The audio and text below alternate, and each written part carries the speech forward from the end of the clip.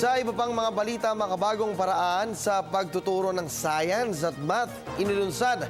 Kung ano ito, alamin natin sa report ni Julius Tisamburon. Lagi bang nahihirapan ang inyong mga chikiting na intindihin ang mga numero at equation sa matematika? Tinatamad na ba sila't naboboring sa pagbabasa ng mga aklat na pangsyensya at mas inuuna na ang paglalaro ng computer games? Pues, mami at daddy, hindi na kayo mangangamba pa. Sa paglulunsad ngayon na makabagong pamamaraan sa pagtuturo ng dalawang asignaturang ito, tsak na sisiw na lang sa inyong mga anak na sagutan ng kanilang mga pagsusulit. Sa regular na bulong-pulungan, ipinakita ng magkasanib puwersang publisher dito sa Asia ang bagong Singapore Math and Science Teaching Methodology na mula sa distributor ng Singapore Math sa bansa. Pero ano nga ba ang Singapore Math?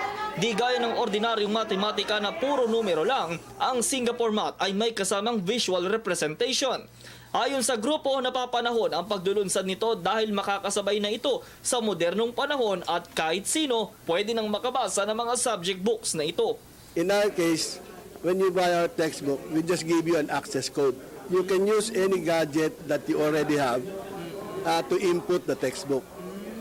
Almost all students naman, they will forget the textbook at home, but they will not forget their iPad.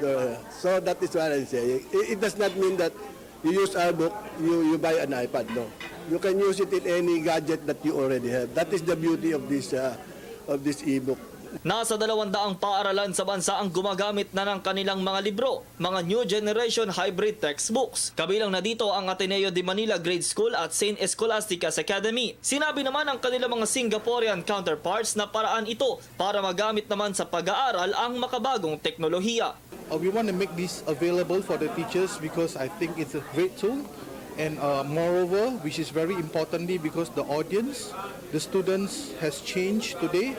That's how they learn through technology, and we want to be part of their learning journey. What we need to do now is to get everyone to try. That's why we're bundling the book together, which will phases to educate the teachers on how to use the e-books effectively, more than because it's. At dahil sa mga librong ito, umaasa silang mas madaming kabataang Pilipino ang makikipagtagisan sa math at science education at makikilalang lubos ang kagalingan ng mga Pilipino. I hope that the Filipino people will benefit from it. Para sa Telebisyon ng Bayan, ako si Julius Tisamburon.